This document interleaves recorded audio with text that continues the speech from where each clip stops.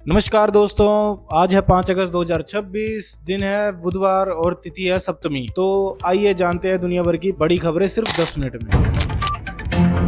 तो आप संयोजक अरविंद केजरीवाल ने मनीष सिसोदिया समेत 100 नेताओं के साथ E20 फ्यूल के खिलाफ प्रधानमंत्री आवास तक मार्च निकाला। पुलिस ने उन्हें फिरोजशाह रोड पर ही रोक लिया और पीएम आवास के आसपास 1 किलोमीटर तक नो प्रोटेस्ट जोन कर दिया गया है। केजरीवाल सड़क पर ही धरने पर बैठ गए। दावा किया है कि देश से 2.3 लाख से ज्यादा याचिकाएं जुटाई, 2 लाख प्लस चिट्ठियां पुलिस के हाथों मोदी जी को भेजी गई। आप सांसद संजय सिंह ने आरोप लगाया कि ट्रंप के दबाव में मोदी सरकार 22,000 करोड़ का इथेनॉल अमेरिका से खरीद रही है। केजरीवाल भी भड़के, बोले अमेरिका का कचरा खरीदकर 30 लाख गाड़ियों पर थोपा जा रहा है। इसे रोकने के लिए अब नीट से भी बड़ा आंदोलन करना होगा। इस पर दिल्ली बीजेपी अध्यक्ष हर्ष मल्होत्रा ने पलटवार किया, बोले कि केजरीवाल अराजकता की राजनीति कर रहे हैं।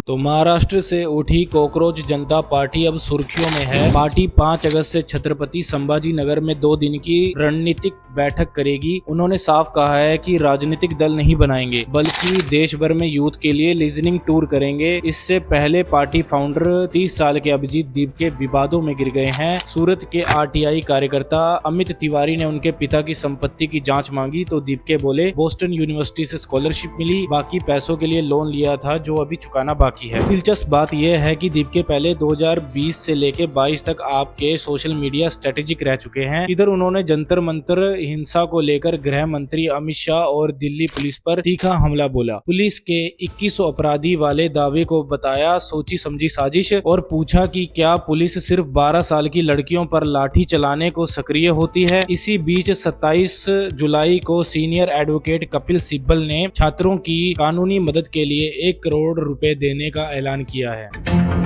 तो तेल कंपनियों ने कमर्शियल गैस सिलेंडर औसतन 180 रुपए तक सस्ता कर दिया है। दिल्ली में अब ये 2738 रुपए में मिलेगा, पहले 2930 में मिलता था, यानी अब सीधा 192 रुपए का फायदा होगा। कोलकाता, मुंबई, चेन्नई में भी राहत मिली। असर साफ है कि रेस्टोरेंट मालिकों का खर्च घटेगा, चाय नाश्ता थाली सस्ती हो सकेगी, शादियों की कैटरिंग भी सस्ती होगी। हालांकि 14 किलो वाले घरेलू सिलेंडर के दामों में अभी कोई बदलाव नहीं हुआ है। तो देश भर में बारिश का कहर है दोस्तों। बिहार और पश्चिम बंगाल में सोमवार को बिजली गिरने से 11 लोगों की मौत हो गई, 14 लोग घायल हुए। बिहार के 7 और बंगाल के हावड़ा के 4 लोग शामिल हुए। उत्तराखंड के चमोली में बद्रीनाथ हाईवे पर लैंडस्लाइड से यातायात बाधित हो गया है दोस्तों, करीब 200 यात्री फंस गए हैं। उधर हरियाणा के अंबाला झज्जर में रातों रात बारिश से सड़कें तालाब बन गई, दुकानों में पानी घुस गया और यूपी के आगरा में भी कई इलाकों में 2 से 3 फीट पानी भर गया है।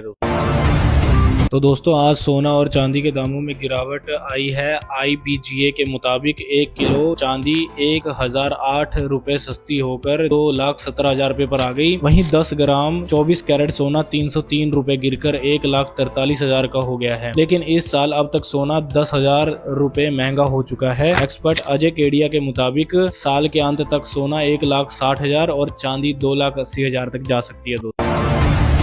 तो डाबर के लिए मुसीबत भरी खबर है दोस्तों। फसाई ने कंपनी के शहद और गाय के घी के समेत कई प्रोडक्ट्स की बिक्री पर रोक लगा दी है, जो 100% शुद्धता के साथ दावे से बेची जा रही थी। दरअसल फसाई ने पहले भी डाबर को नोटिस देकर ये भ्रामक दावे तुरंत बंद करने को कहा था, लेकिन कंपनी ने कोई कदम नहीं उठाया, इसीलिए अब सख्त बैन ऑर्डर जारी करना पड़ा। जांच में सामने आया है कि डाबर ऑर्गेनिक हनी और एप्पल साइडर विनेगर पर भी बिना वैध मंजूरी के जैविक भारत लोगो लगाकर उसे बेच रहा था 100% प्योरिटी के साथ, जो नियमों का सीधा उल्लंघन है। अब डाबर को 15 दिनों के भीतर बताना होगा कि उसने क्या कार्यवाही की।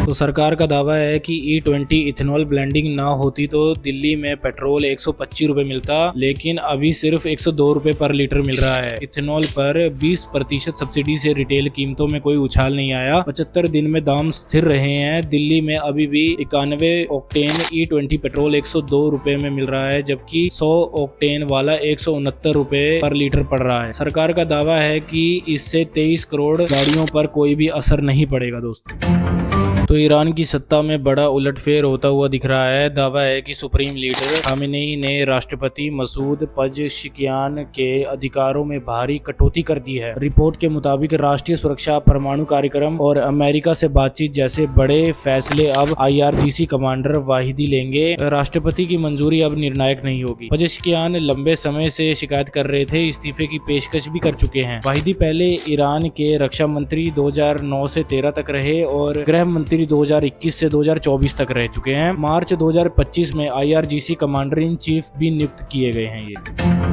तो बैंक अकाउंट खोलना, इंश्योरेंस लेना या इन्वेस्ट करना अब और भी आसान हो जाएगा दोस्तों। सरकार ला रही है CKYC 2.0, नया अपग्रेडेड सेंट्रल KYC सिस्टम। अब मंजूरी से बैंक, इंश्योरेंस, इन्वेस्टमेंट कंपनियां एक ही सरकारी डेटाबेस से आपकी KYC जानकारी लेंगी। पुराने सिस्टम की कमियां ठीक कर डेटा सुरक्षित बनाया गया है। सबसे बड़ा फायदा ये होगा कि अब हर नई जगह बार बार कागजात जमा कराने की झंझट खत्म हो जाएगी दोस्तों। तो फुकेट से दिल्ली आ रही एयर इंडिया फ्लाइट उड़ान भरने के करीब 1.5 घंटे बाद भयंकर टर्बुलेंस में फंस गई दोस्तों। सुबह का समय था, ज्यादातर यात्री सो रहे थे, तभी विमान जोर से हिलने लगा और 2 से 3 मिनट तक पलटी खाता रहा। 100+ यात्रियों में से 12 लोग घायल हुए। विमान की छत के पैनल में भी दरारें आ गई। पायलट ने संभालकर दिल्ली में सुरक्षित उतारा। 7 घायलों को फोर्टिस अस्पताल में भी भर्ती कराया गया है दोस्तों।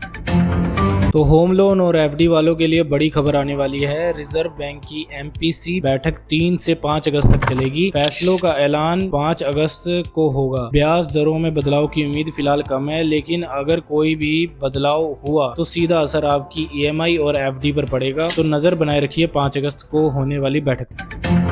तो पंजाब में बड़ा उलटफेर होने वाला है दोस्तों। चुनाव आयोग के SIR अभियान में 20 लाख वोटर्स के नाम कट सकते हैं वोटर लिस्ट से। आज है फॉर्म जमा कराने की आखिरी तारीख। अब तक 90.32% वोटर्स ने ही फॉर्म भरे हैं। फॉर्म कलेक्शन में मानसा जिला सबसे आगे 96.30% के साथ, जबकि मोहाली सबसे पीछे सिर्फ 81.57% पर है। 12 अगस्त तक सारे फॉर्म कलेक्ट करेंगे। अगर फॉर्म नहीं भरा तो voters.eci.gov.in या वोटर्स हेल्पलाइन ऐप पर तुरंत चेक करें दोस्तों।